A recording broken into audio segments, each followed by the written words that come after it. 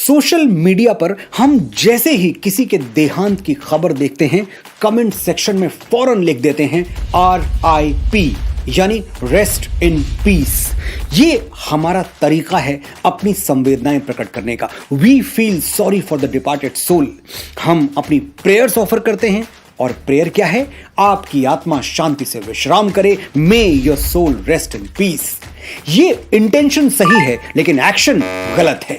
किसी हिंदू की मृत्यु पर RIP लिखना उतना ही गलत है जितना कि उसे मुखाग्नि न देकर दफना देना। मैं एक हिंदू हूं, मेरा अधिकार है कि पंच तत्व से बने मेरे शरीर को मृत्यु के बाद चिता की अग्नि में स्वाहा कर दिया जाए। मैं कभी नहीं चाहूंगा कि मुझे कॉफिन में रखकर जमीन में गाड़ा जाए।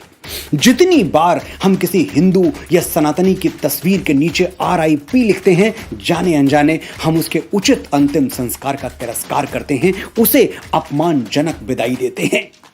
किसी दिवंगत हिंदू के लिए RIP लिखना क्यों गलत है?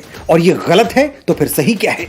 सिर्फ 1 मिनट मुझे ध्यान से सुनिए, आपको सारे उत्तर मिल जाएंगे। RIP लिखने की परंपरा इस्लाम और क्रिश्चियनिटी से आती है। वो कयामत के दिन में विश्वास करते हैं, जिसे रोजे महशर या जजमेंट डे भी कहा जाता है। क्या होगा उस दिन? सारे मुर्दे जाग उठेंगे और खुदा उनका इंसाफ करेगा। इसी जजमेंट डे के लिए मुर्दों को कब्र में इंतजार करना पड़ता है और उनके लिए रेस्ट इन पीस की दुआएं की जाती हैं। लेकिन सनातन की परंपराएं 100% साइंटिफिक हैं, इसीलिए हमारे यहां RIP जैसी कोई थ्योरी है ही नहीं।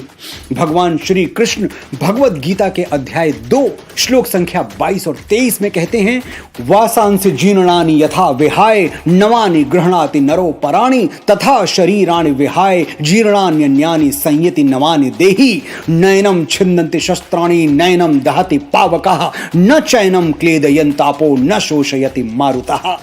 आसान शब्दों में समझाता हूं, जैसे हम पुराने कपड़े छोड़कर नए कपड़े पहन लेते हैं, वैसे ही हमारी आत्मा यानी हमारी कोर एनर्जी वो पुराने शरीर को छोड़कर नया शरीर पहन लेती है। आत्मा अजर अमर है, इसे ना कोई शस्त्र काट सकता है, ना आग जला सकती है, ना जल भिगो सकता है और ना ही हवा इसे सुखा सकती है। और इसीलिए जीवन मरण का ये चक्र, ये साइकिल कंटिन्यूअसली चलती रहती है जब तक कि हमें मोक्ष नहीं मिल जाता। आपने ध्यान दिया होगा, मैंने आत्मा को एनर्जी कहा। क्यों कहा? समझाता हूं। आत्मा पर एग्जैक्टली वही साइंटिफिक लॉज अप्लाई होते हैं जो एनर्जी पर।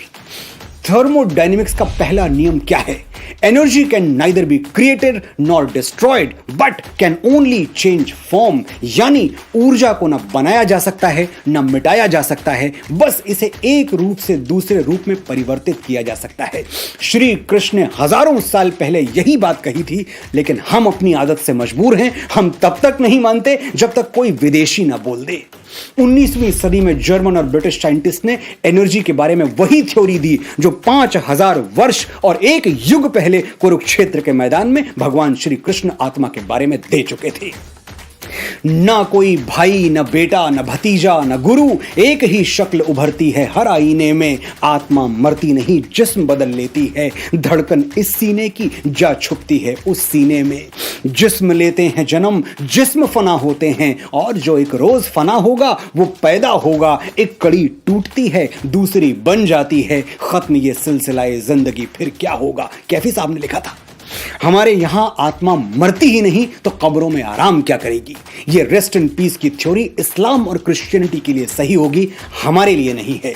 हम किसी जजमेंट डे, किसी रोजे कयामत का इंतजार नहीं करते। एक शरीर छोड़ते ही हम दूसरा शरीर धारण कर लेते हैं और चरैवेति के सिद्धांत पर चलते रहते हैं।